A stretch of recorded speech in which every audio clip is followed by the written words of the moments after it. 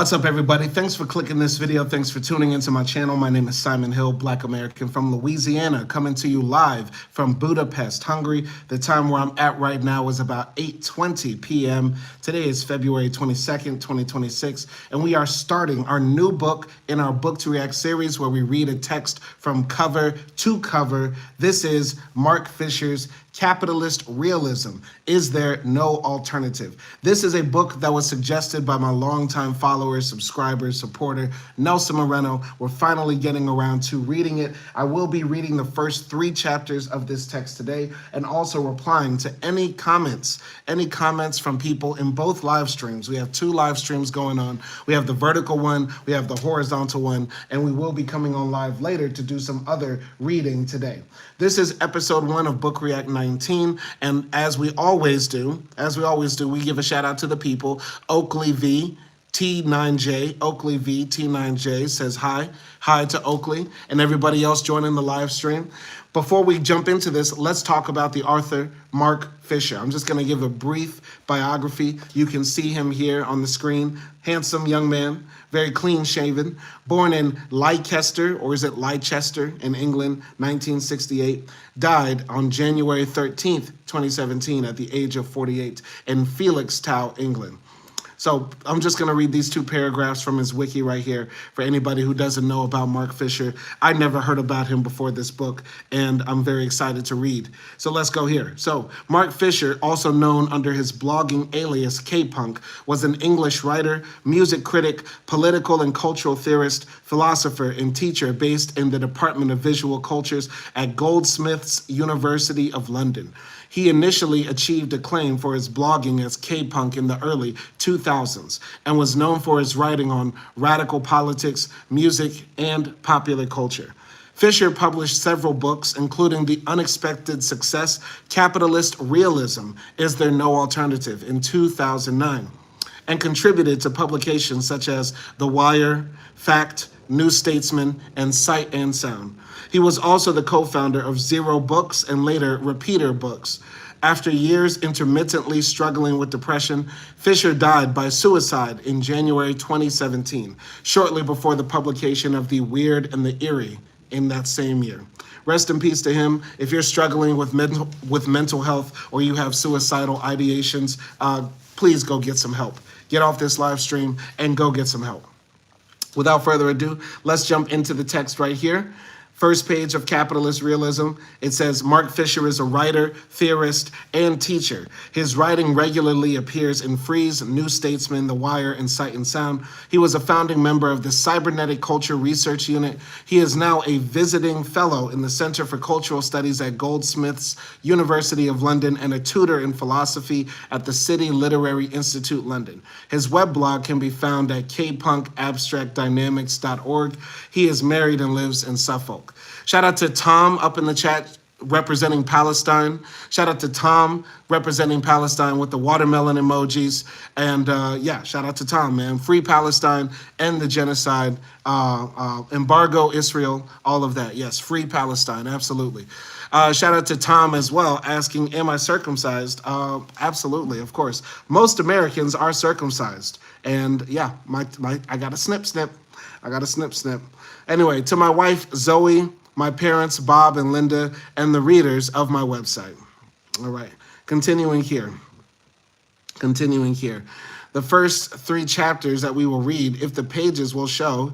I hate when it doesn't load. Why is it not loading? Here it goes. All right, now it's loading. Even a book nowadays has to load. Ain't that crazy? So the chapters that we're going to read are, it's easier to imagine the end of the world than the end of capitalism. What if you held a protest and everyone came? And the 3rd chapter, Capitalism and the Real. Okay? Shout out to everybody up in the live stream. Shout out to Tom. Shout out to Where Is Momo Don't Know Fool. Where is Momo Don't Know LOL. Y'all are crazy. These names are crazy. Anyway, we're going to continue here. First chapter of Capitalist Realism, titled, It's Easier to Imagine the End of the World Than the End of Capitalism. In one of the key scenes in Alfonso Cuarón's 2006 film, Children of Men, classic film, Clive Owen's character, Theo, visits a friend at a Battersea power station, which is now some combination of government building and private collection. Cultural treasures, Michelangelo's David, Picasso's Guernica, Pink Floyd's Inflatable Pig, are preserved in a building that is itself a refurbished heritage artifact. This is our only glimpse into the lives of the elite, holed up against the effects of a catastrophe which has caused mass sterility. No children have been born for a generation. Theo asks the question, how all this can matter if there will be no one to see it? The alibi can no longer be future generations, since there will be none. The response is nihilistic hedonism. I try not to think about it. Once again, I have to say this. I think I probably mentioned this before doing movie reviews with Acti, but what happened to that era where British cinema dominated the world? I mean, the early 2000s, the first decade of the 2000s, you had Harry Potter, you had Children of Men, you had 28 Days Later, 28 Weeks Later. You know what I'm saying? What happened to that era? What happened to that era of British cinema dominating the world? We need that back because American cultural hegemony cannot last forever. Anyway, shout out to everybody in the comment section. Shout out to Rodriguez868. Rodriguez868 up in the chat. And let's continue here. So, what is unique about the dystopia in Children of Men is that it is specific to late capitalism. This isn't the familiar totalitarian scenario routinely trotted out in cinematic dystopias. See, for example, James McTeague's 2005 V for Vendetta, another British classic. Another British classic. Shout out to Autistic Cool. Shout out to Kamal up in the chat. And shout out to Nelson Moreno. He said One Direction happened. One Direction killed British cultural hegemony. Okay, I can see that. Maybe also Little Mix as well. The breakup of the Spice Girls, possibly. I don't know. Anyway, in the PD, James novel of which the film is based, V for Vendetta, democracy is suspended and the country is ruled over by a self-appointed warden. But wisely, the film downplays all this. For all that we know, the authoritarian measures that are everywhere in place could have been implemented within a political structure that remains nationally democratic. The war on terror has prepared us for such a development. The normalization of crisis produces a situation in which the repealing of measures brought in to deal with an emergency becomes unimaginable. When will the war be over? All right. Watching Children of Men, we are inevitably reminded of the phrase attributed to Frederick Jameson and Slavoj Žižek, that it is easier to imagine the end of the world than it is to imagine the end of capitalism. That slogan captures precisely what I mean by capitalist realism, the widespread sense that not only is capitalism the only viable political and economic system, but also that it is now impossible even to imagine a coherent alternative to it. Once dystopian films and novels were exercises in such acts of imagination, the disasters they depicted acting as narrative pretext for the emergence of different ways of living. Not so in Children of Men. The world that it projects seems more like an extrapolation or exacerbation of ours than an alternative to it. In its world, as in ours, ultra-authoritarianism and capital are by no means incompatible. Intermittent camps and franchise coffee bars coexist. In Children of Men, public space is abandoned, given over to uncollected garbage and stalking animals. One especially resonant scene takes place inside a derelict school, through which a deer runs. Okay, that's kind of funny. That's interesting. Neoliberals, the capitalist realists par excellence, have celebrated the destruction of public space. But contrary to their official hopes, there is no withering away of the state in Children of Men.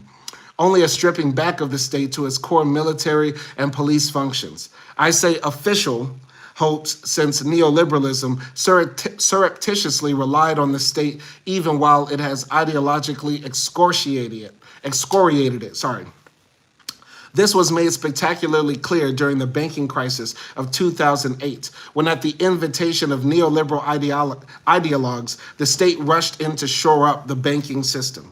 The catastrophe in Children of Men is neither waiting down the road, nor has it already happened. Rather, it is being lived through. There is no punctual moment of disaster. The world doesn't end with a bang. It winks out, unravels, gradually falls apart. What caused the catastrophe to occur? Who knows? Its cause lies along in the past, so absolutely detached from the present as to seem like the caprice of a malign being, a negative miracle, a malediction which no penitence can ameliorate. Such a blight can only be eased by an intervention that can no more be anticipated than was the onset of the curse in the first place. Action is pointless. Only senseless hope makes sense. Superstition and religion, the first resorts of the helpless, proliferate. But what of the catastrophe itself? If it is evident that the theme of sterility must be read metaphorically as the displacement of another kind of anxiety, I want to argue this anxiety cries out to be read in cultural terms. And the question the film poses is, how long can a culture persist without the new? What happens if the young are no longer capable of producing surprises? Very interesting. Shout out to Joseph up in the chat saying hi. Very interesting what he's saying here, that the children of men could be interpreted as, the ultimate realization of our current world. And it's not that different, right? In Children of Men, and I haven't seen the film in 10, 15 years, whatever, right? But in the film, you could still buy a cup of coffee at like a Starbucks, but all the public schools are closed. The state is just stripped down to basically the police and the army protecting the property of the rich and powerful who still exist. And that is the world where there's no alternative but this world. You know what I mean? Capitalism cannot survive without new blood being pumped into it. Literally new children, new young people to feed into the meat grinder. And so if there is no alternative, then what does that say about our world? What does that say that we cannot foster up any imagination of a different way of organizing society without young people having to work and slave for the benefit of a machine that maintains status quo? I don't know. Anyway, continuing here. Children of Men connects with the suspicion that the end has already come, the thought that it could well be the case that the future harbors only reiteration and re-permutation. Could it be that there are no breaks, no shocks of the new to come? Such anxieties tend to result in a bipolar oscillation. The weak messianic hope that there must be something new on the way lapses into the morose conviction that nothing new can ever happen. The focus shifts from the next big thing to the last big thing. How long ago did it happen and just how big was it? T.S. Eliot looms in the background of Children of Men, which after all inherits the theme of sterility from the wasteland. The film's closing epigraph, Shantith, Shanti, Shanti, has more to do with Eliot's fragmentary pieces than the Upanishads piece. Perhaps it is possible to see the concerns of another Eliot, the Eliot of tradition and the individual talent, ciphered in Children of Men. It was in this essay that Eliot, in anticipation of Harold Bloom, described the reciprocal relationship between the canonical and the new. The new defines itself in response to what is already established. At the same time, the established has to reconfigure itself in terms to the new. Eliot's claim was that the exhaustion of the future does not even leave us with the past. Tradition counts for nothing when it is no longer contested and modified. A culture that is merely preserved is no culture at all. Tell that to the right-wingers. Tell that to the right-wingers. Okay. Continuing here, Nelson says, Children of Men is fire. It's absolutely fire. One of the best films I've ever seen. And I think about that film actually a lot. It's a very good film. Anyway, continuing here. The fate of Picasso's Guernica in the film, once a howl of anguish and outrage against fascist atrocities, now a wall hanging, is exemplary. Like its Battersea hanging space in the film, the painting is accorded iconic status only when it is deprived of any possible function or context. No cultural object can retain its power when there are no longer new eyes to see it. Interesting. This is a very interesting argument that basically if you preserve a culture, if you maintain something, then it's not holy, it's not sacred, right? If there are no new people that can come and appreciate a piece of art, then it loses its value as art, or it loses its ability to prove itself as iconic pieces of art, right? And that's a very interesting take. I'm prone to agree with it. You know what I mean? But then again, I'm one of those people that tends to hold nothing as sacred or holy. Nelson says, I think Mark is circling slow stagnation, not collapse. Okay, well, let's dive more into this text. We do not need to wait for children of men's near future to arrive to see this transformation of culture into museum pieces. The power of capitalist realism derives in part from the way that capitalism subsumes and consumes all of previous history. One effect of its system of equivalence, which can assign all cultural objects, whether they are religious, iconography, pornography, or Das Kapital, a monetary value. Walk around the British Museum where you see objects torn from their life worlds and assembled as if on the deck of some Predator spacecraft, and you have a powerful image of this process at work. In the conversion of practices and rituals into merely aesthetic objects, the beliefs of previous cultures are objectively ironized, transformed into artifacts. Capitalist realism is therefore not a particular type of realism. It is more like realism in itself. As Marx and Engels themselves observed in the Communist Manifesto, capital has drowned the most heavenly ecstasies of religious fervor, of chivalrous enthusiasm, of Philistine sentimentalism, in the icy water of egotistical calculation. It has resolved personal worth into exchange value, and in the place of the numberless indefeasible chartered freedoms, has set up at that single unconscionable freedom, free trade. In one word, for exploitation, veiled by religious and political illusions, it has substituted naked, shameless, direct, brutal exploitation. Powerful, powerful, powerful, powerful. Shout out to Lat414 up in the comments asking, am I saved? Yes, I am saved from the brutality of capitalist thinking. I am saved from the exploitative mind view, exploitative worldview that people could be exchanged, time can be exchanged with the dollar amounts, with the currency value attached to it. Yes, I am saved from that way of thinking. Continuing here. Capitalism is what is left when beliefs have collapsed at the level of ritual or symbolic elaboration. Let's repeat that again.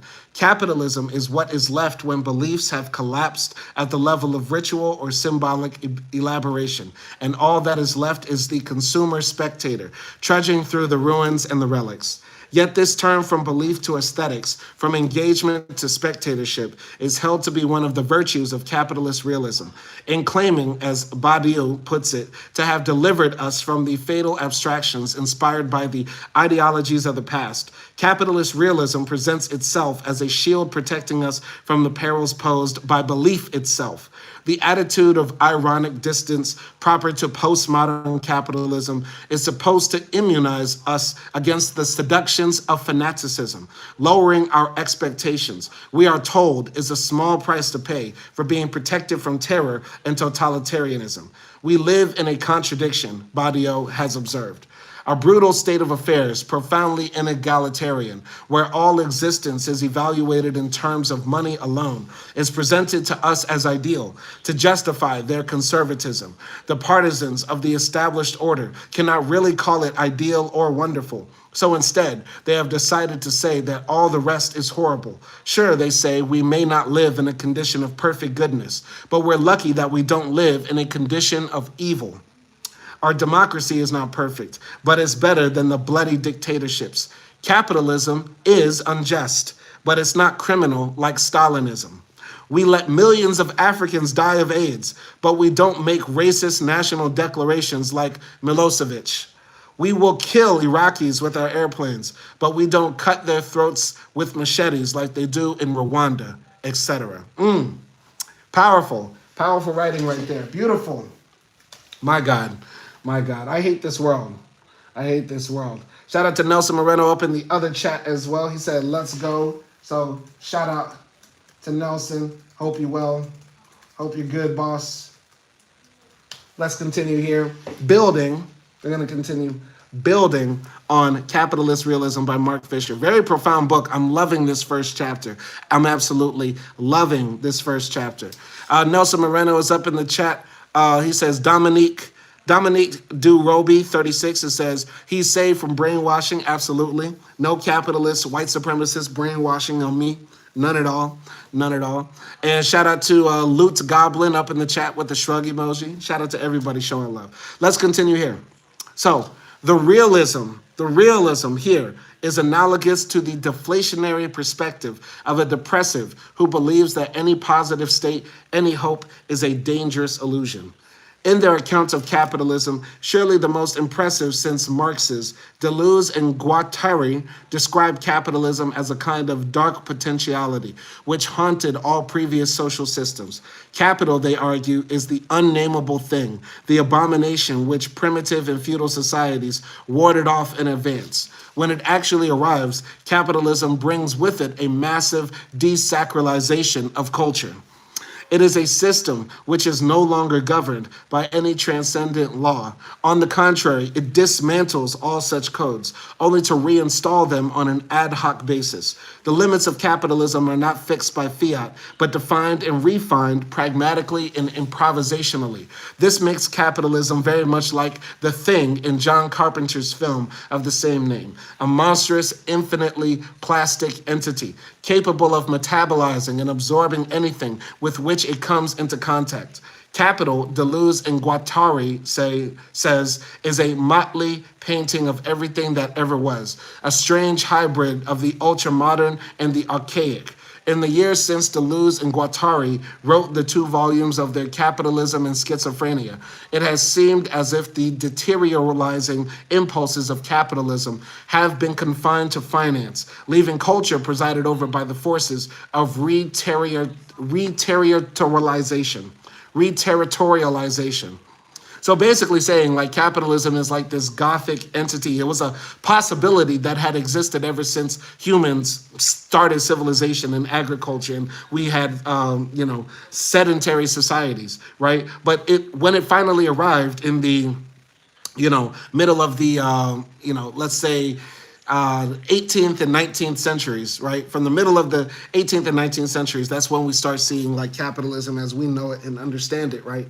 This gothic sort of monstrous creation of humanity sort of subsumed us. And it's sort of like all of our past coming up to haunt us and bite us in the ass real quick. All right. So let's go into the comments here. Elliot James up in the chat. Shout out to Elliot James. Luke Goblin says, capitalism isn't inherently good or bad. It's just money. It's the people. I would argue it's not. Capitalism is a system of wealth extraction from people's labor. So people put in labor to make things valuable, and there are people that are able to use the time and resources and abilities of the people who make things valuable, and they're able to enrich themselves in a vampiric type of way. That is not okay. It's not just money. It is inherently, I would say, bad. I would say capitalism is inherently bad. Okay? So shout out to iRap21. Nobody sells sports jackets like the ones that you're wearing. I appreciate that, sir. I hope you like it. I'm just trying to capture your attention and keep your attention as we discuss these radical politics. And as I'm trying to educate you as well, and hopefully you can educate me as we read these comments. Continuing here.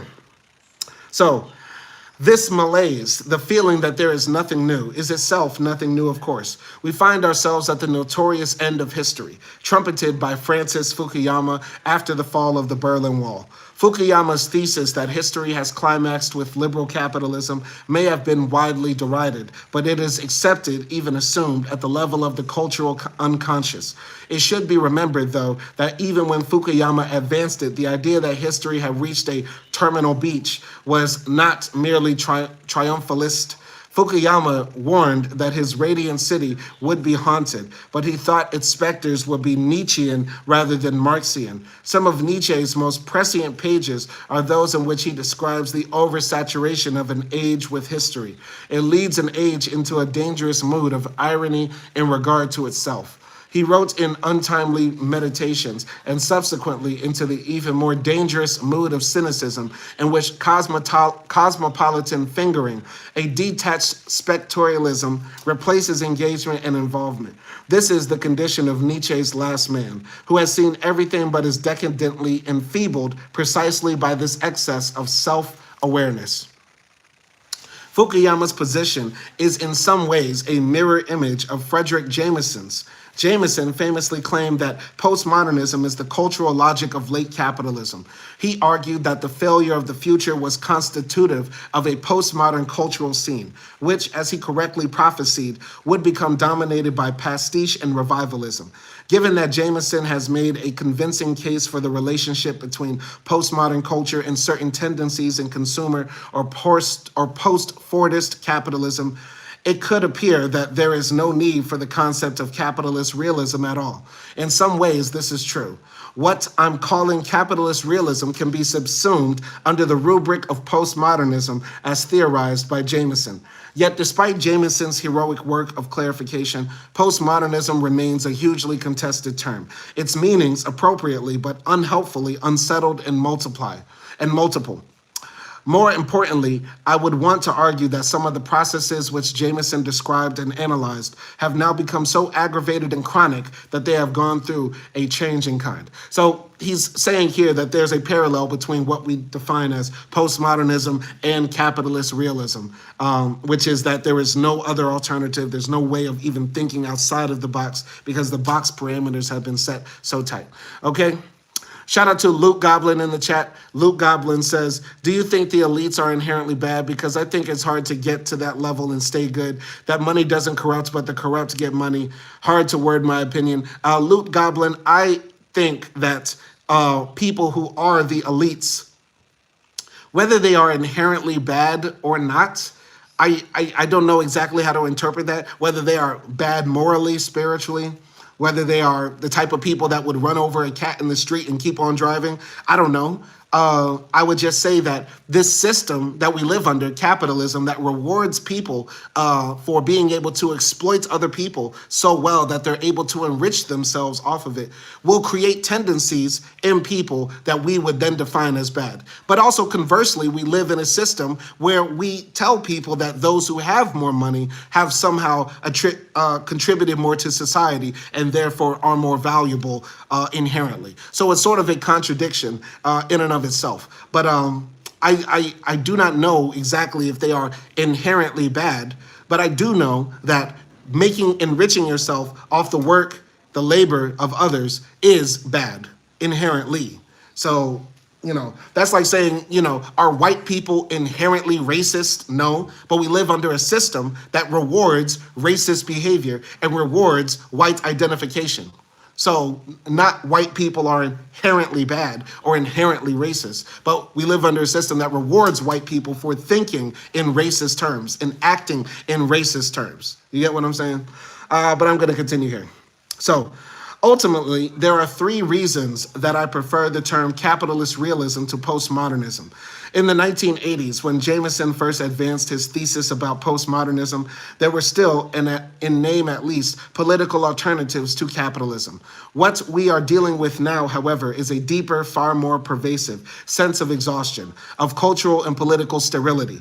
In the 80s, really existing socialism still persisted, albeit in its final phase of collapse. In Britain, the fault lines of class antagonism were fully exposed in an event like the miners' strike of 1984 to 1985. And the defeat of the miners was an important moment in the development of capitalist realism, at least as significant in its symbolic dimension as in its practical effects.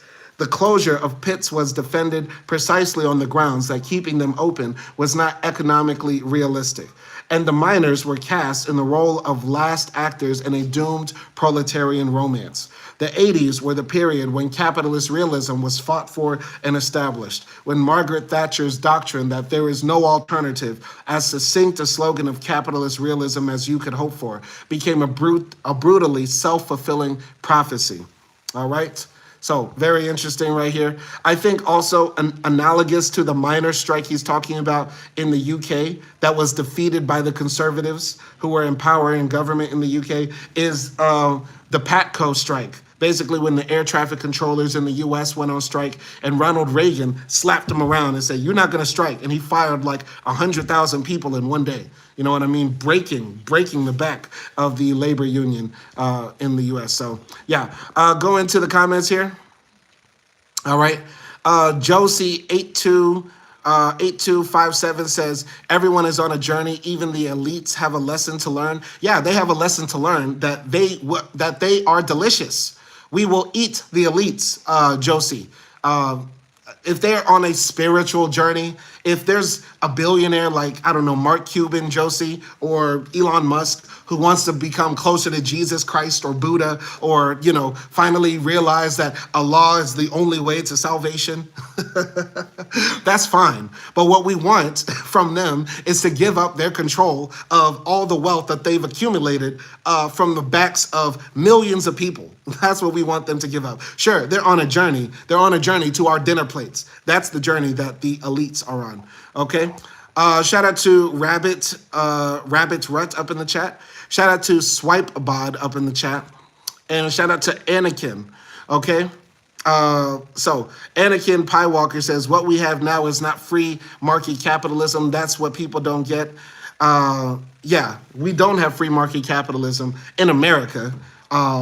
And generally around the world. We have basically corporate socialism. We have corporate socialism, socialism for corporations. The government, the state will bail out major banks and other corporations to maintain this sick, twisted system. Continuing here in Mark Fisher's book. Secondly, postmodernism involved some relationship to modernism.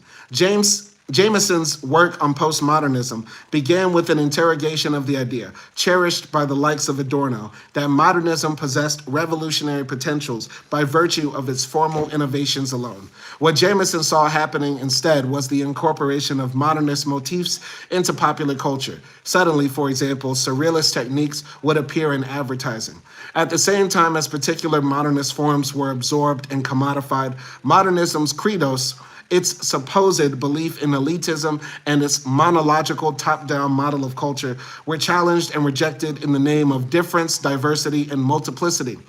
Capitalist realism no longer stages this kind of confrontation with modernism. On the contrary, it takes the vanquishing of modernism for granted.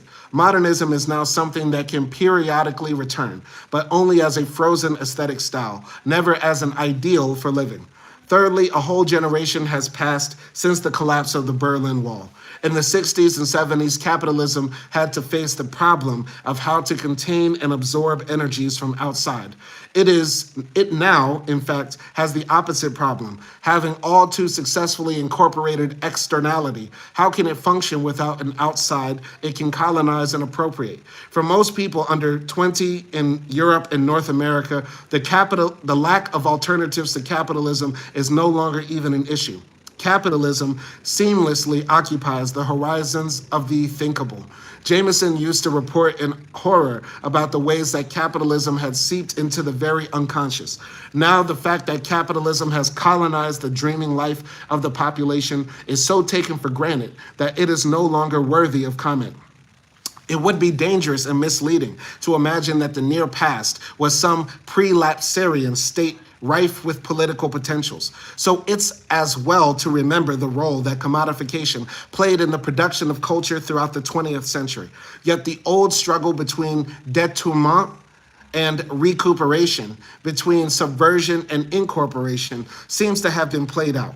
What we are dealing with now is not the incorporation of materials that previously seemed to possess subversive potentials, but instead their pre-corporation, the preemptive formatting and shaping of desires, aspirations, and hopes by capitalist culture.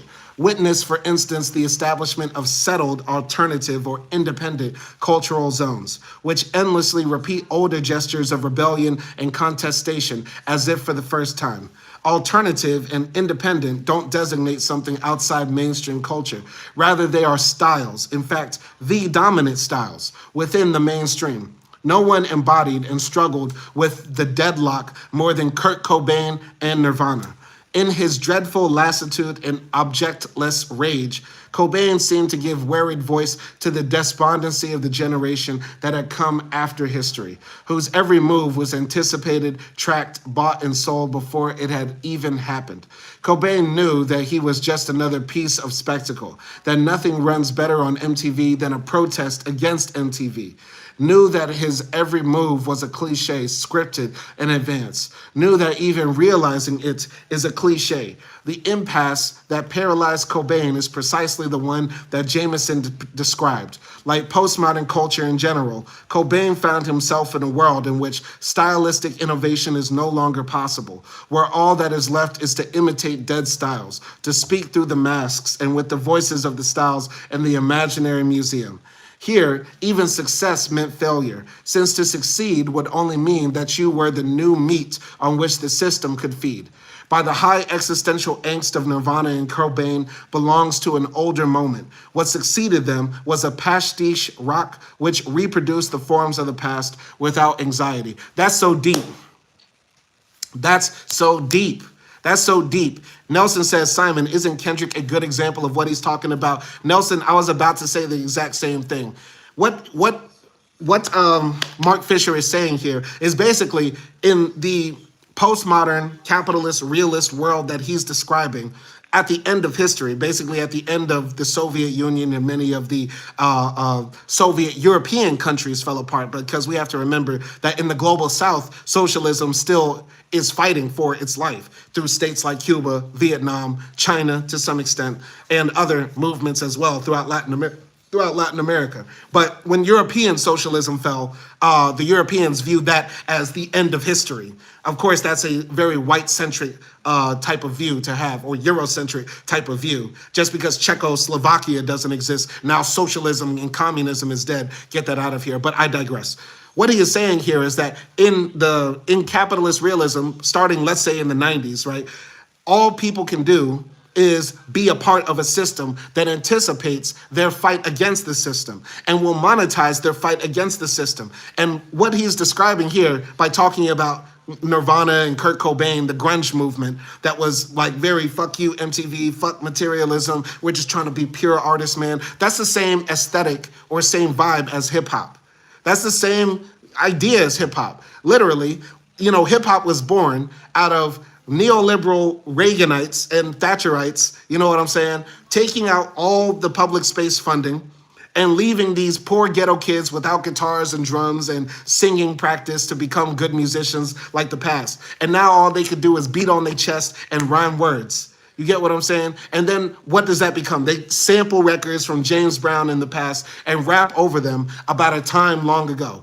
And then as it continues, as hip hop continues to develop and grow, now we have Kendrick Lamar, J. Cole, and Drake all trying to embody Tupac to various degrees. And it's just repetition. Now I'm old enough, I'm 35 years old.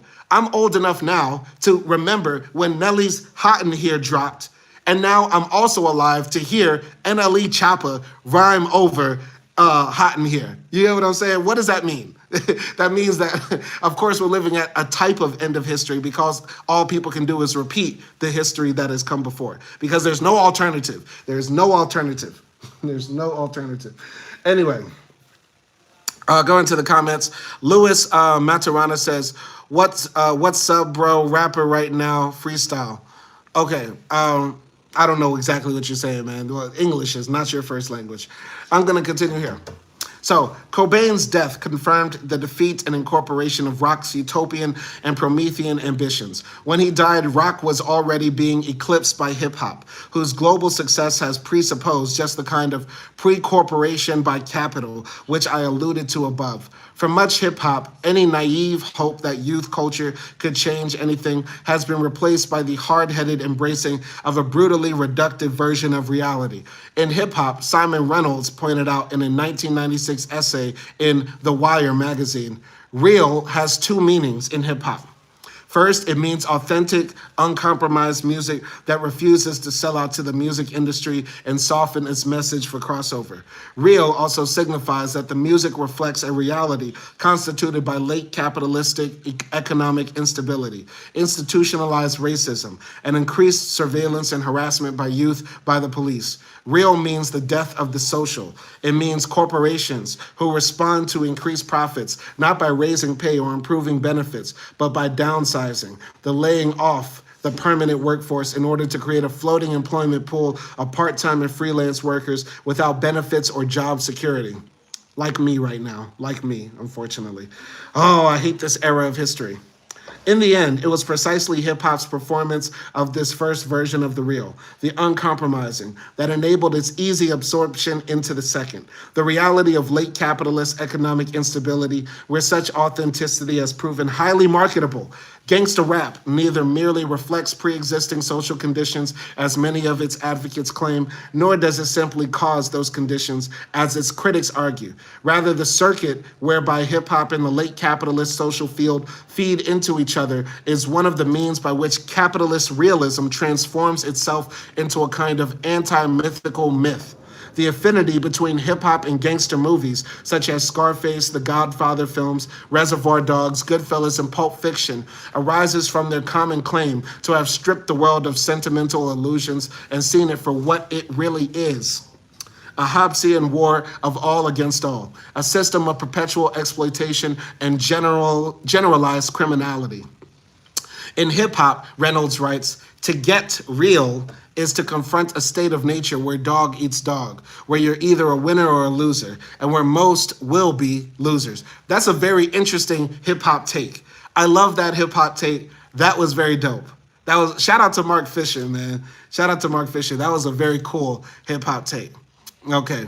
Shout out to HM27616. Shout out to HM. Shout out to Roy the Human Billboard. Just watched Death Wish 1974. I feel like I've seen that film, though I'm not sure.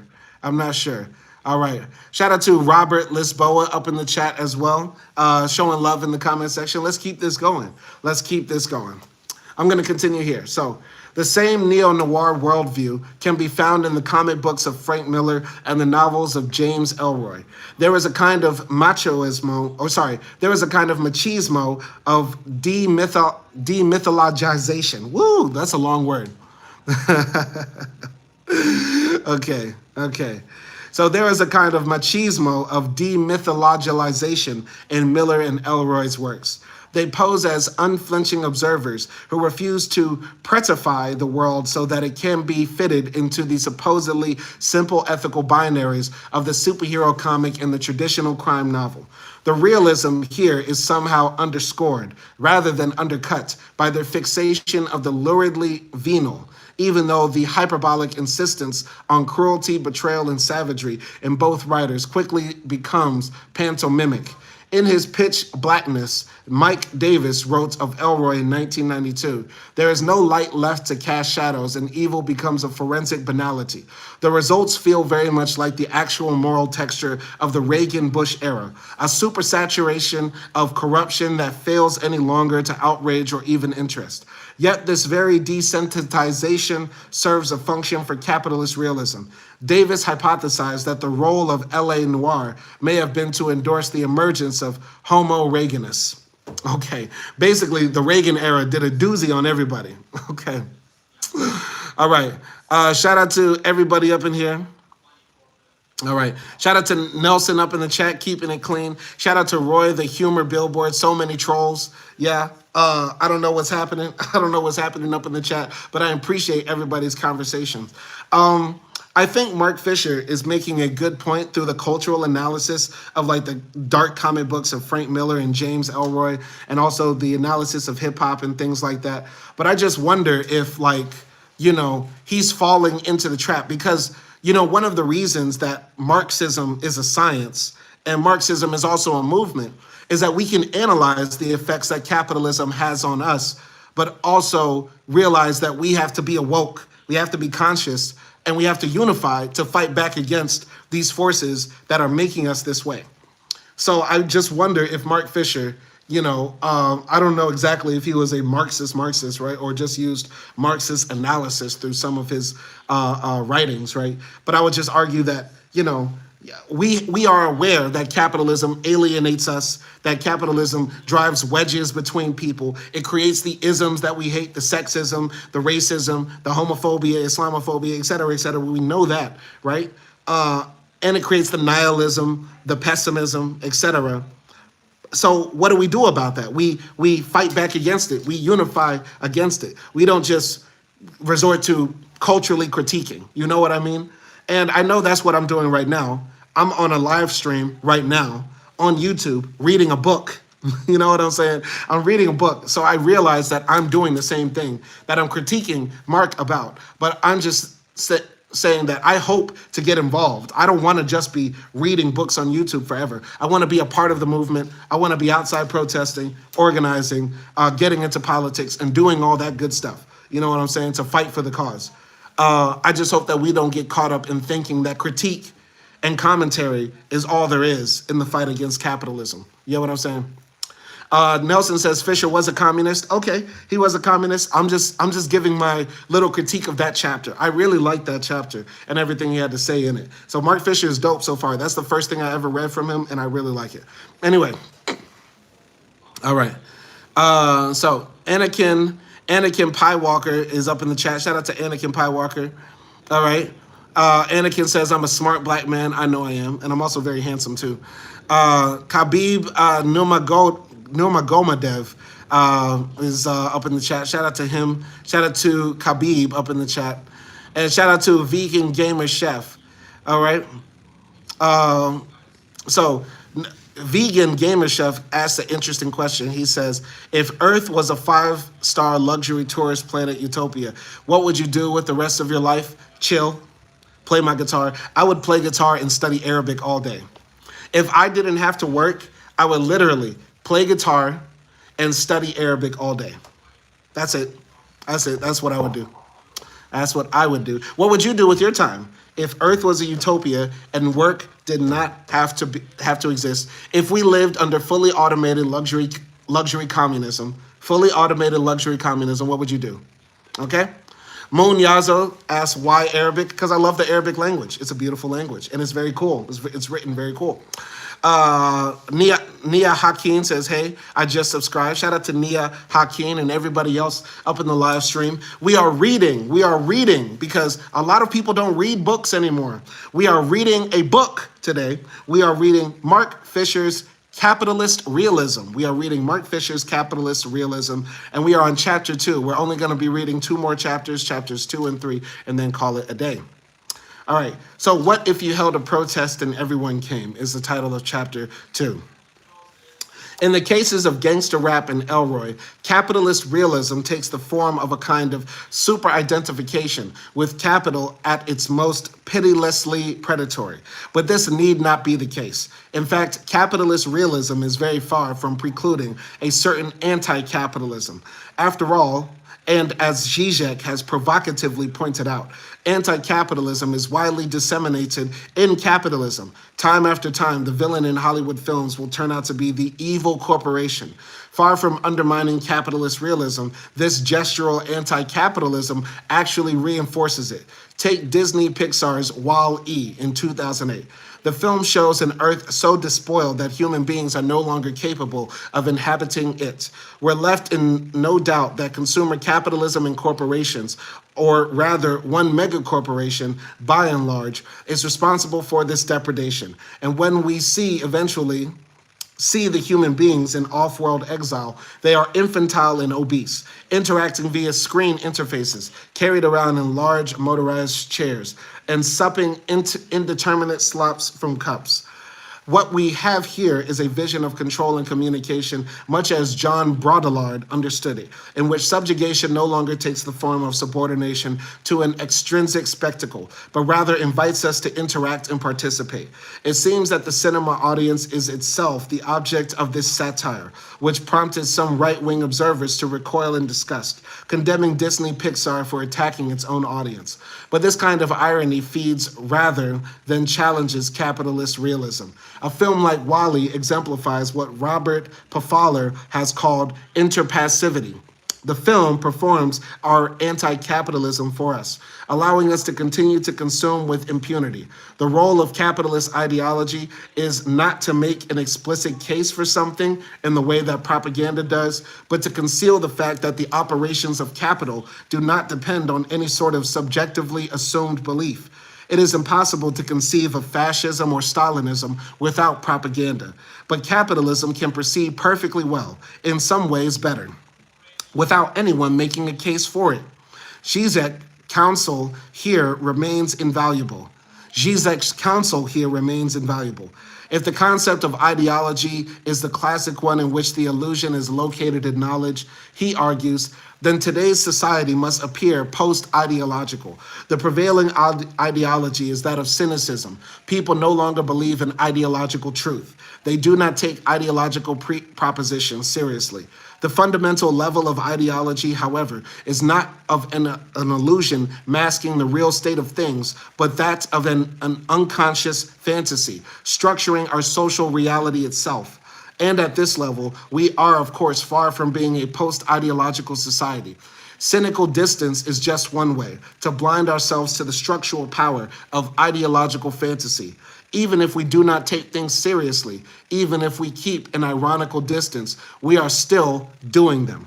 Very interesting what he's saying here. Like, you know, he's making the point that within capitalism right now, you turn on any movie, any TV show, the villain is going to be the evil corporate overlord, the evil CEO, the evil corporation. You watch The Boys. If you watch The Boys, what is the name of the company? The Vector Corporation, whatever.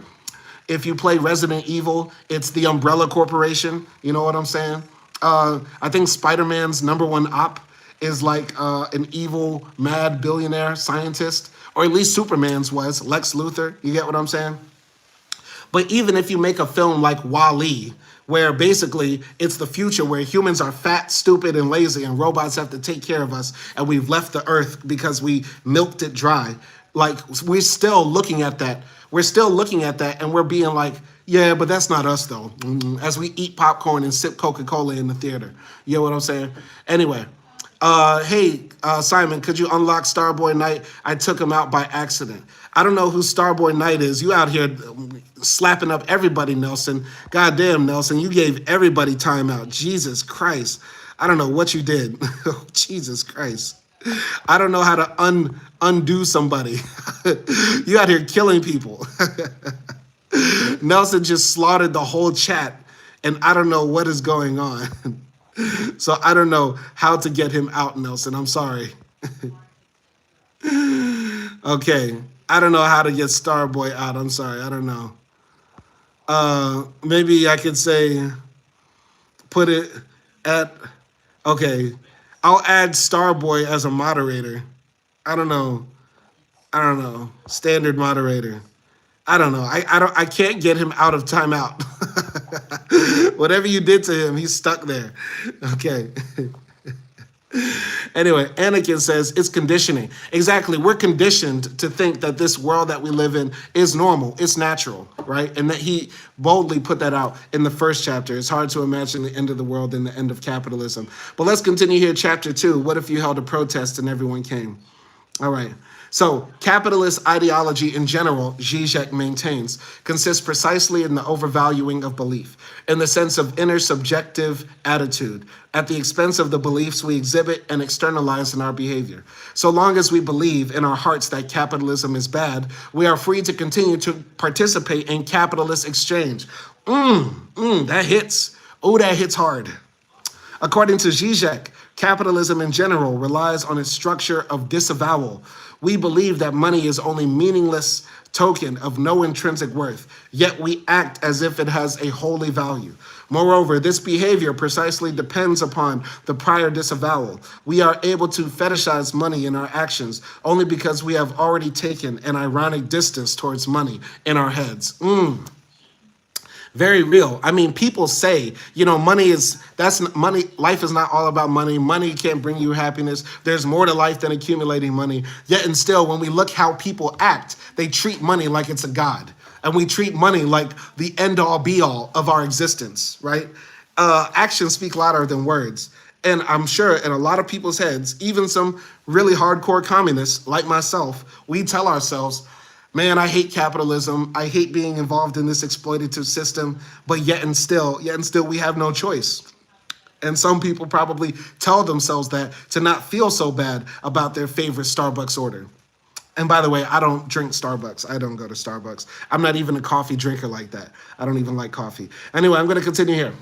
Corporate anti-capitalism wouldn't matter if it could be differentiated from an authentic anti-capitalist movement. Yet even before its momentum was stalled by the September 11th attacks on the World Trade Center, the so-called anti-capitalist movement seemed also to have conceded too much to capitalist realism. Since it was unable to posit a coherent alternative political economic model to capitalism, the suspicion was that the actual aim was not to replace capitalism, but to mitigate its worst excesses. And since the form of its activities tended to be the staging of protests rather than political organization, there was a sense that the anti-capitalism movement consisted of making a series of hysterical demands, which it didn't expect to be met. Protests have formed a kind of carnivalesque background noise to capitalist realism, and the anti-capitalist protests share rather too much with hyper-corporate events like 2005's Live 8, with their exorbitant demands that politicians legislate away poverty. All right. Nelson Moreno says, the system commodifies rebellion. Look at Kendrick. Absolutely. I totally agree. Yeah, that's essentially what Mark Fisher is getting at. The system, capitalism, says, hey, you know that song, Fuck the Police? Let's make $1 billion off of that song. And guess what? Sony Corporation, Universal Music Group are going to donate to your local police union off of the profits made by NWA's Fuck the Police. That's essentially what it boils down to. Anyway. Live 8 was a strange kind of protest, a protest that everyone could agree with. Who is it who actually wants poverty? And it is not that Live 8 was a degraded form of protest. On the contrary, it was in Live 8 that the logic of the protest was revealed in its purest form. The protest impulse of the 60s posited a malevolent father, the harbinger of a reality principle that supposedly, cruelly, and arbitrarily denies the right to total enjoyment. This father has unlimited access to resources, but he selfishly and senselessly hoards them. Yet it is not capitalism, but protest itself, which depends upon this figuration of the father. And one of the successes of the current global elite has been their avoidance of identification with the figure of the hoarding father, even though the reality they impose on the young is substantially harsher than the conditions they protested against in the 60s.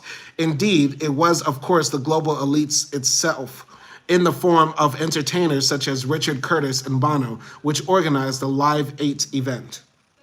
To reclaim a real political agency means, first of all, accepting our insertion at the level of desire and the remorseless meat grinder of capital.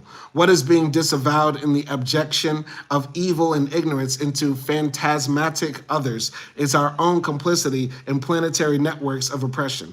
What needs to be kept in mind is both that capitalism is a hyper-abstract, impersonal structure, and that it would be nothing without our cooperation. The most Gothic description of capital is also the most accurate. Capital is an abstract parasite, an insatiable vampire and zombie maker. But the living flesh it converts into dead labor is ours, and the zombies it makes are us. There is a sense in which it simply is the case that the political elite are our servants. The miserable service they provide from us is to launder our libidos, to obligingly represent for us our disavowed desires as if they had nothing to do with us. Powerful statements here. IRAP21 back for a second. Shout out to IRAP21 up in here. I like that sentence. The most Gothic description of capital is also the most accurate. And we are the zombies that are created by capitalism. I like that. I really like that. That's a great way of putting it. I'm going to continue here. So the ideological blackmail that has been in place since the original Live Aid concerts in 1985 has insisted that caring individuals could end famine directly, without the need for any kind of political solution or systematic reorganization. It is necessary to act straight away, we were told. Politics has to be suspended in the name of ethical immediacy. Bono's Product Red brand wanted to dispense even with the philanthropic intermediary. Philanthropy is like hippie music, holding hands, Bono proclaimed. Red is more like punk rock, hip hop. This should feel like hard commerce. The point was not to offer an alternative to capitalism. On the contrary, Product Red's punk rock or hip hop character consisted in its realistic acceptance that capitalism is the only game in town. No, the aim was only to ensure that some of the proceeds of particular transactions went to good causes. The fantasy being that Western consumerism, far from being intrinsically implicated in systemic global inequalities, could itself solve them. All we have to do is buy the right products. Very, very profound here. Basically, what he's saying is that no matter what you do, it doesn't matter what type of charity, philanthropy you do, without systemic actual change, the children in Africa are going to die. The poor whites in Appalachia in America are going to go without dental care and without food some nights, because this is the system. This is how the system is supposed to work. Continuing here, Nelson says, the system performs outrage for you. And this book is making me outraged, this product of capitalism. Anyway, that was the end of chapter 2. What if you held a protest and everybody came and he was throwing shots, throwing darts at Live 8 or Live Aid? There's one more chapter we're going to read, Capitalism and the Real. This is chapter 3. This is the last chapter, and then we're done for the day. Capitalism and the Real in Mark Fisher's book, Capitalist Realism. Capitalist realism is not an original coinage. It was used as far back as the 1960s by a group of German pop artists and by Michael Schudson in his 1984 book Advertising, The Uneasy Persuasion, both of whom were making parodic references to socialist realism. What is new about my use of the term is the more expansive, even exorbitant meaning that I ascribe to it. Capitalist realism, as I understand it, cannot be confined to art or to the quasi-propagandistic way in which advertising functions. It is more like a pervasive atmosphere, conditioning not only the production of culture, but also the regulation of work and education, and acting as a kind of invisible barrier constraining thought and action. If capitalist realism is so seamless, and if current forms of resistance are so hopeless and impotent, where can an effective challenge come from? A moral critique of capitalism, emphasizing the ways in which it leads to suffering, only reinforces capitalist realism. Poverty, famine, and war can be presented as an inevitable part of reality, while the hope that these forms of suffering could be eliminated, easily painted as naive utopianism. Capitalist realism can only be threatened if it is shown to be in some way inconsistent or untenable. If, that is to say, capitalism's ostensible realism turns out to be nothing of the sort. Okay, so here he is saying that, there is a way to defeat capitalist realism, and it's by exposing the contradictions in the system. I agree with him, but I just don't believe it's forceful enough. And I don't know what he's going to say next. I haven't read the chapter, I haven't read the book, but I just feel like there's no way to confront the atrocities of capitalism without organizing, without people coming together. And if all you're going to say is, well, we have to expose the contradictions in it, the poverty, the malfeasance, the despotism, the inches towards fascism, that's not enough. Right? And once again, I believe that if Mark Fisher isn't going to bring up the fact that there are still active socialist countries and active movements in the world, and that somehow capitalism has conquered the world, which it has not, if he's not going to bring that up, then I'm going to find it very hard to take him seriously in his total critique, though parts of his critique are spot on and very dope. But I'll continue here. All right, I'm going to continue. So shout out to Is It Rax? The system works for my own people, but not all people, unfortunately. Shout out to Is It Rax? Zippity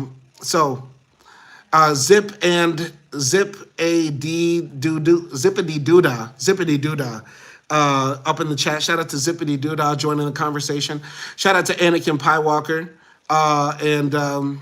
So yeah, I don't know. There's a lot of people trying to bring us down. Said, is it Drax up in the comments? Okay, interesting conversation y'all are having. If y'all have any questions for me, get them out. Get them out. Okay. Anyway, if you have any questions or comments for me, get them out because we're almost done with our reading for the day. Okay. Yeah. Needless to say, what counts as realistic, what seems possible at any point in the social field, is defined by a series of political determinations, as an ideological position can never be really successful until it is naturalized, and it cannot be naturalized while it is still thought of as a value rather than a fact. Accordingly, neoliberalism has sought to eliminate the very category of value in the ethical sense. Over the past 30 years, capitalist realism has successfully installed a business ontology in which it is simply obvious that everything in society, including healthcare and education, should be run as a business. As any number of radical theorists from Brecht through to Foucault and Badiou have maintained, emancipatory politics must always destroy the appearance of a natural order, must reveal what is presented as necessary and inevitable to be a mere contingency, just as it must make what was previously deemed to be impossible seem attainable. It is worth recalling that what is currently called realistic was itself once impossible. The slew of privatizations that took place since the 80s would have been unthinkable only a decade earlier, and the current political economic landscape, with unions in abeyance, utilities and railways denationalized, could scarcely have been imagined in 1975. Conversely, what was once eminently possible is now deemed unrealistic. Modernization, Badiou bitterly observes, is the name for a strict and servile definition of the possible. These reforms invariably aim at making impossible what used to be practicable for the largest number, and making profitable for the dominant oligarchy did they not used to be so. All right. Let's read that again. These reforms, these changes in society were basically the public sphere is being slowly eroded.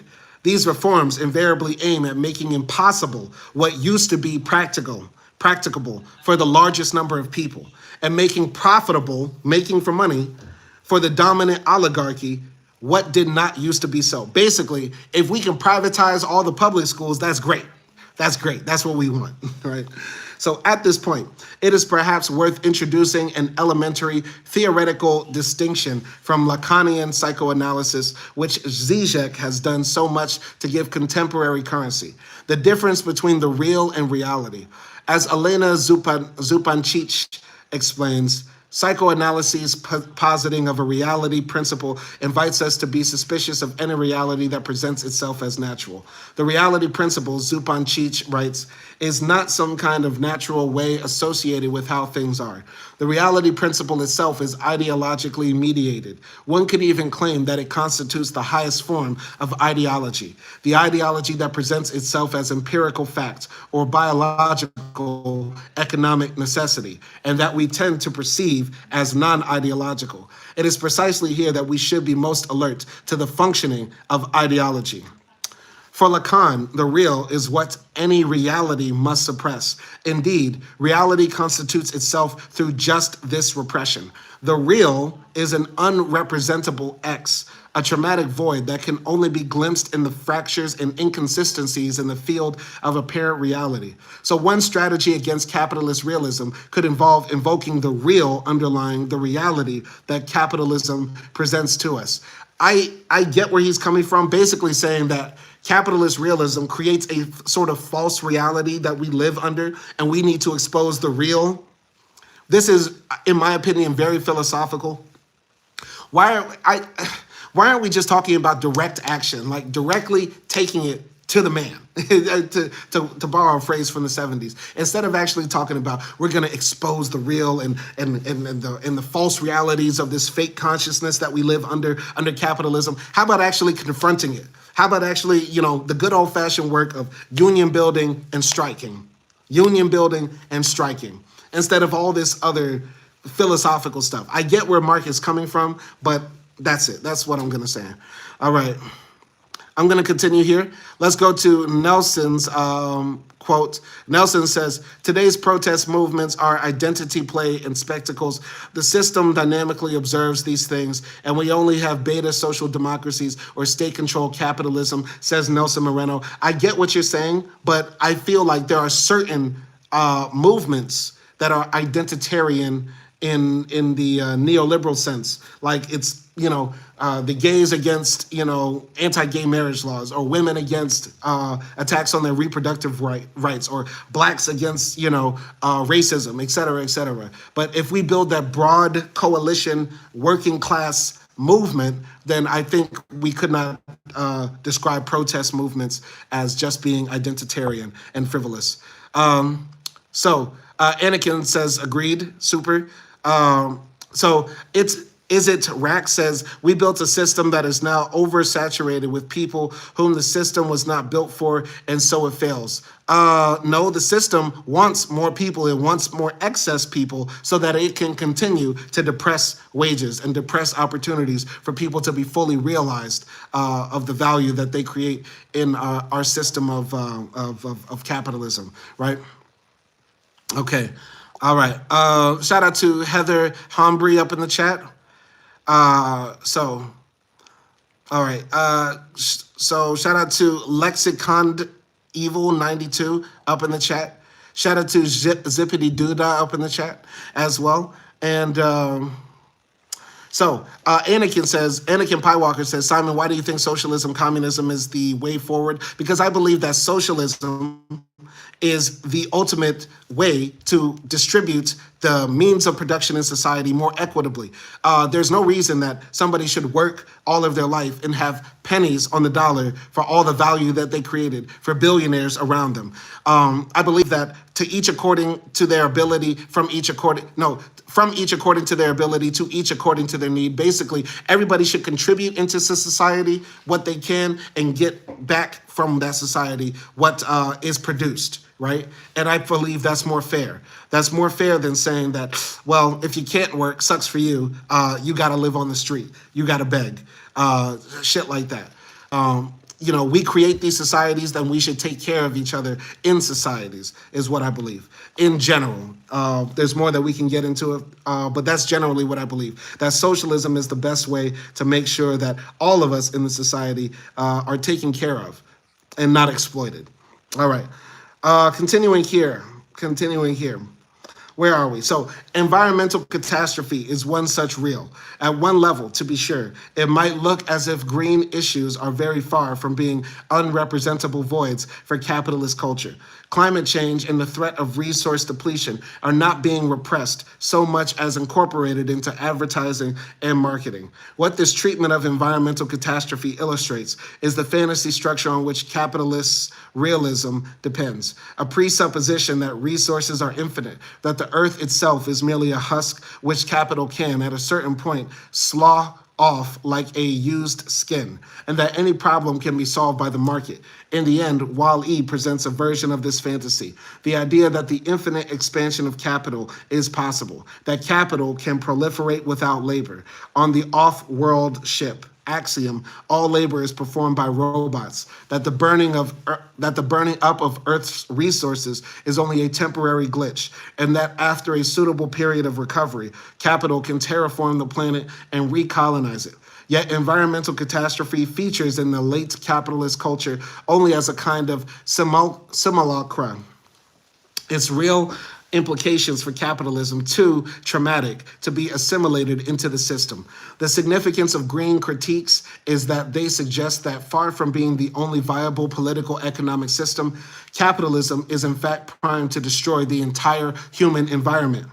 The relationship between capitalism and eco-disaster is neither coincidental nor accidental. Capital's need of a constantly expanding market, its growth fetish, means that capitalism is by its very nature opposed to any notion of sustainability. Facts, true. All right, continuing here to the comments. Zippity Doodah says Michael Jackson lives in this. Thank you. Shout out to Michael Jackson, other than the fact he's in the Epstein files. Yeah, no, we don't, yeah. I'm not the biggest, you know what? Unpopular opinion, I'm not the biggest Michael Jackson fan. Never have been. I'm going to keep it real. I'm going to keep it real. Yeah, I grew up with Michael Jackson playing in the house. Parents, big Michael Jackson fans. Never really got into him like that. Never really got into Mike like that. All right. Anyway, so shout out to Zippity Doodah up in the chat with the funny comments. Shout out to Nelson. It's not just philosophy, it's strategic realism. Nelson, that's got to be sarcasm. That's got to be sarcasm, bruh. That's got to be sarcasm. Anyway, shout out to Nelson. He says he's not calling for action. He's saying that calls for action are naive if there is no awareness of absorption and of why prior calls to action failed. Okay, this is the frustrating thing about Mark Fisher's prescription for what we can do to fight against capitalism and the exploitation. It's that, it's sort of like left in the area of non-collective action, right? Like, sure, you could say other movements have failed, but once again, it's a very Eurocentric or Western view, because while communism might have fallen in the West, whatever we call the West or the global North, right? There are still very active socialist movements that are doing the hard work of union building, community organizing, and striking against capitalism, whether that be in Bolivia, whether that be in the Philippines, whether that be, even in socialist countries like China or up in Cuba as well. People are still doing the hard work of fighting against the forces that alienate them from their labor. You get what I'm saying? So shout out to Anakin Pie Walker up in the chat. Zippity Doodah is a wee bit sarcastic. Okay. Shout out to Zip up in I'm going to call you Zip, by the way, because Zip is a gangsta-ass nickname. Okay. So we're going to call you Zip. And, what else? All right. Yeah, we're up in the chat. Nelson, man, if they're coming in the comments calling me Steve Harvey, I don't care. They can call me Steve Harvey as long as they're listening, as long as they're commenting and they're increasing the reach of the content. That's all that matters, because we want more people engaged in reading books. We want more people engaged in this radical politics and philosophy and getting active in fighting for a better world. So if the cost of that, if the cost of communism is me getting called Steve Harvey, then call me Steve Harvey all day. Okay. All right. Anakin, I'm not deleting your comments, and I hope nobody deletes Anakin's comments. Okay. I'm not deleting your comments, Anakin. Anyway, where were we? Let's continue here. But green issues are already a contested zone, already a site where politicization is being fought for. In what follows, I want to stress two other aporias in capitalist realism, which are not yet politicized to anything like the same degree. The first is mental health. Mental health, in fact, is a paradigm case of how capitalist realism operates. Capitalist realism insists on treating mental health as if it were a natural fact, like weather. But then again, weather is no longer a natural fact so much as a political economic effect. In the 1960s and 70s, radical theory in politics, Laing, Foucault, Deleuze, and Guattari, etc., coalesced around extreme mental conditions such as schizophrenia, arguing, for instance, that madness was not a natural but a political category. But what is needed now is a politicization of much more common disorders. Indeed, it is their very commonness which is the issue. In Britain, depression is now the condition that is most treated by the NHS. In his book, The Selfish Capitalist, Oliver James has convincingly posited a correlation between rising rates of mental distress and the neoliberal mode of capitalism practiced in countries like Britain, the USA, and Australia. In line with James's claims, I want to argue that it is necessary to reframe the growing problem of stress and distress in capitalist societies. Instead of treating it as incumbent on individuals to resolve their own psychological distress, instead, that is, of accepting the vast privatization of stress that has taken place over the last 30 years, we need to ask, how has it become acceptable that so many people, and especially so many young people, are ill?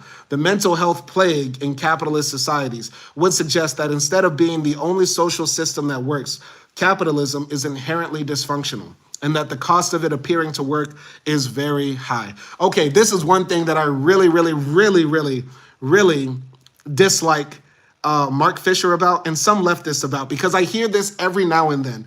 I'm listening to like a dope ass leftist podcast that's got like 300 views and it's been up for like 7 years and it's just fire and I'm in it. And then out of nowhere, the podcaster bro says, you know what? Mental health is just a symptom of this capitalist system. Yeah, bro, I agree. You know, schizophrenia ain't real, but you know what it is? Worker exploitation. And I just have to, I just want to scream. I just want to scream. I just want to scream. This is the thing. It's hard for me to take Mark Fisher seriously when he fucking killed himself because of his depression. For him to sit here and write this dribble that, yeah, basically mental health is just essentially tied to the exploitation of people in the labor market, and essentially, you know, the sicknesses in our mind are not really, you know, just our own issues. They're the issues of a larger society. I find that highly problematic. Listen, this is coming from somebody who recently went into therapy. I recently went into therapy and got into a bit of a spat with my therapist because I tie a lot of what I go through personally with outside society, because I have a more systemic, you know, worldview that ties into the factors that have created me as a man, not just the idea that I'm just some fucked up individual who was born this way. No, I was sort of molded this way, like all of us were. I believe all of us are products of our environment, to keep it short, right? But I would not dispute anybody at all if I went through real psychological battery tests that proved that I had some sort of mental disorder, like a schizophrenia, like a eating disorder. You know what I mean? Something like that. You know what I'm saying? Because whether we live in the communist utopia or whether we live in capitalist hell, there will still be people who are going to be sad as hell. There are still going to be people who are going to get sad that their mom dies. There's still going to be people that are going to hear voices. There are going to be people that, you know, have murderous tendencies, that are kleptomaniacs, whatever, right? That's going to continue to exist. And that's what I find to be so problematic for some leftists who make this claim that, you know, all this shit is sort of fake, man. You know what I'm saying? That's what I think. That's what I think. But I'm going to say this one last thing right here that, you know, I wish, and maybe he did, because Mark Fisher was probably a much more well-read man than me, that he read Revolutionary Suicide, the book that we just finished in the previous Book React series. I wish Mark Fisher read Revolutionary Suicide, because what he did was a reactionary suicide. Sure, he wrote a lot of books. Sure, he was, you know, probably active in some local politics. But yeah, I mean, killing yourself while also writing off mental health treatment as a branch of healthcare, to me is very reactionary, very reactionary. And this is one of the worst tendencies of the left. Okay, this is one of the worst tendencies of the left. Anyway, shout out to Zip in the comment section. Shout out to Anakin up in the comment section. Okay. Shout out to Nelson up in the comment section. Okay. Okay. All right. All right. I'm going to continue here. By the way, I hope all of you are having a good Ramadan. Oh, we stay up all night, baby, and sleep all day. Anyway, I'm going to continue here. All right. The other phenomenon I want to highlight is bureaucracy. In making their case against socialism, neoliberal ideologues often excoriated the top-down bureaucracy, which supposedly led to institutional sclerosis and inefficiency in command economies. With the triumph of neoliberalism, bureaucracy was supposed to have been made obsolete, a relic of an unlamented Stalinist past. Yet this is at odds with the experiences of most people working and living in late capitalism, for whom bureaucracy remains very much a part of everyday life. Instead of disappearing, bureaucracy has changed its form, and this new decentralized form has allowed it to proliferate. The persistence of bureaucracy in late capitalism does not in itself indicate that capitalism does not work. Rather, what it suggests is that the way in which capitalism does actually work is very different from the picture presented by capitalist realism. In part, I have chosen to focus on mental health problems and bureaucracy because they both feature heavily in an area of culture which has becoming increasingly dominated by the imperatives of capitalist realism, education. Through most of the current decade, I worked as a lecturer in a further education college, and in what follows, I will draw extensively on my experiences there.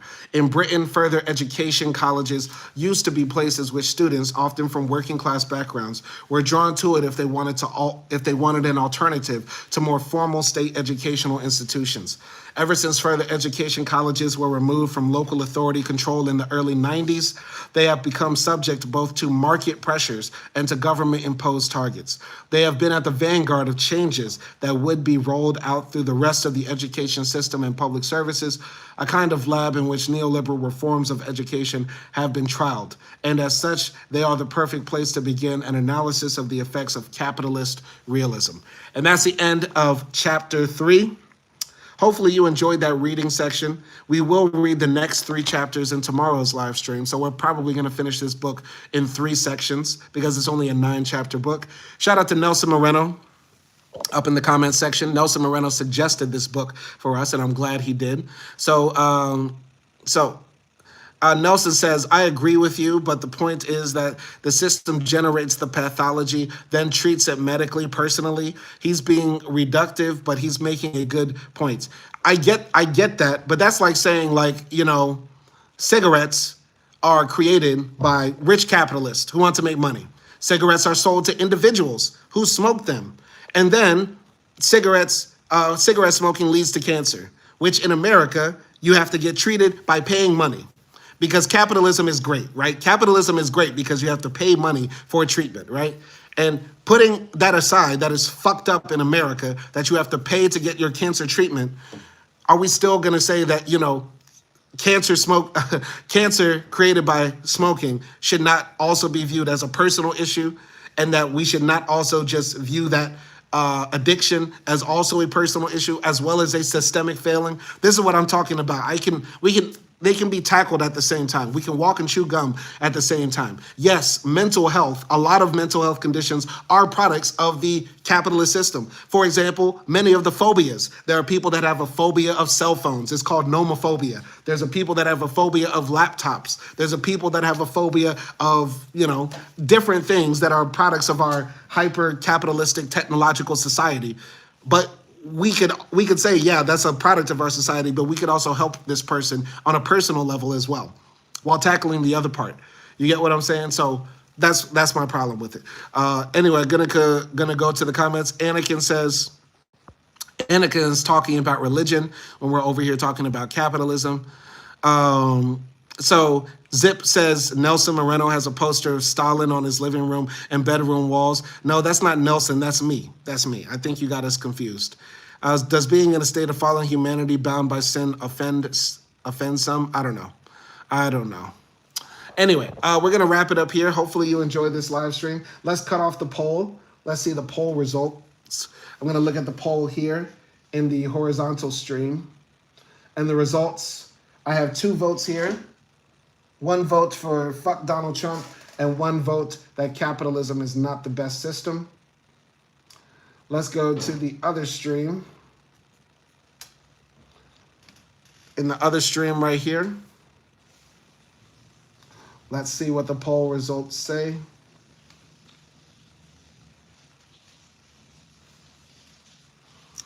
Okay.